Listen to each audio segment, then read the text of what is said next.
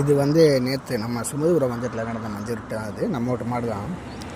நான் இது என்ன சொல்ல வரேன்னா ஒன்று தான், இது மாதிரி நடந்து பிடிச்சி கொண்டு போய் அவுக்கிறது தான் நம்மளோட பண்பாடு கலாச்சாரம் எல்லாத்தையும் சொல்லுவாங்க. இப்போ நடக்கிறது என்னன்னா அப்படி இல்லை.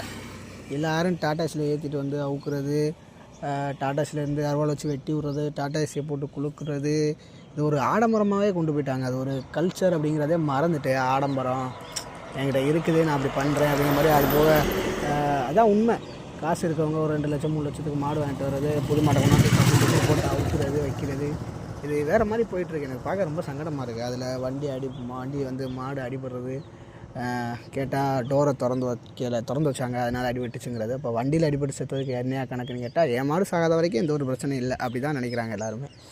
ஸ்ராவையில் 2026 ஒரு மாடு வண்டியில் அடிபட்டு சாகுது, அது டோர் திறந்து வைக்கலை. இப்போ என்ன காரணம்? வண்டி உள்ளே வர்றதான் காரணம்.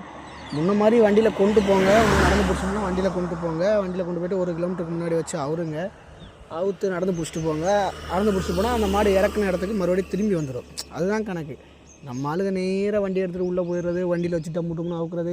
நேற்று ஒன்றுமே இல்லை. என் ஃப்ரெண்டு ஒருத்தன் பேசியிருக்கான் கோமலப்பேட்டில், அண்ணே டோரை அடைச்சி வைங்கண்ணே அப்படின்னு சொல்லி கேட்டதுக்கு அந்த வண்டிக்கார் சொல்லியிருக்காரு, என் மாடு என் வண்டி என் டோரு, என் மாடு உதஞ்சி கால் அடிச்சுன்னா நீ பொறுப்பா, நீ என்ன பண்ணுவ, உன்னால் என்ன பண்ண முடியுமா பண்ணிக்க, நான் அப்படி தான் டோரை திறந்து வைப்பேன், என் மாட்டுக்கு என்ன எதுவும் ஆகலை இல்லை, அது வரைக்கும் எனக்கு சந்தோஷம் அப்படிங்கிற ஒரு மென்டாலிட்டிலே அவர் பேசியிருக்காரு.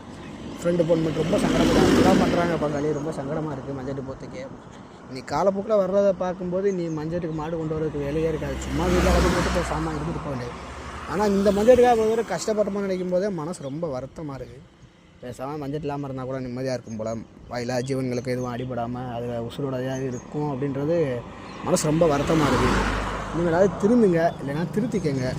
இல்லை நான் வேறு ஏதாவது வச்சு மாடு வைப்பேன்னா தயவு செஞ்சு மஞ்சட்டுக்கு மாடு கொண்டு போகாதீங்க. அப்படி பிடிச்சி உங்களால் அவுக்க முடியலை அப்படின்னா நீங்கள் மாடு வளர்த்ததுக்கு உண்டான எதுவுமே கிடையாது. என்ன சொல்கிறது, அதோட பலனே கிடையாது. நீங்கள் மாடு வளர்க்குறதுக்கு தகுதி இல்லாதவங்க தான். நான் வேண்டதை வச்சு அவுப்பேன், வேண்டதை வச்சு வெட்டுவேன்னா உங்கள் மாடு அடி வர்ற வரைக்கும் நீங்கள் திருந்த மாட்டீங்க.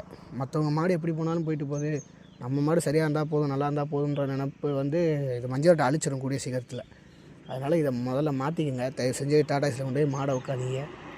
டாட்டாஸில் ஏற்றிட்டு போனாலும் 1 கிலோமீட்டர் 1.5 கிலோமீட்டருக்கு முன்னாடி இறக்கி நடந்து பிடிச்சிட்டு போங்க. நல்லபடியாக நடத்துங்க.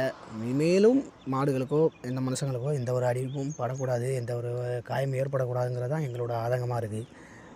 தயவு செஞ்சு புரிஞ்சுக்கோங்க. இதை கொஞ்சம் மாற்றிக்கங்க.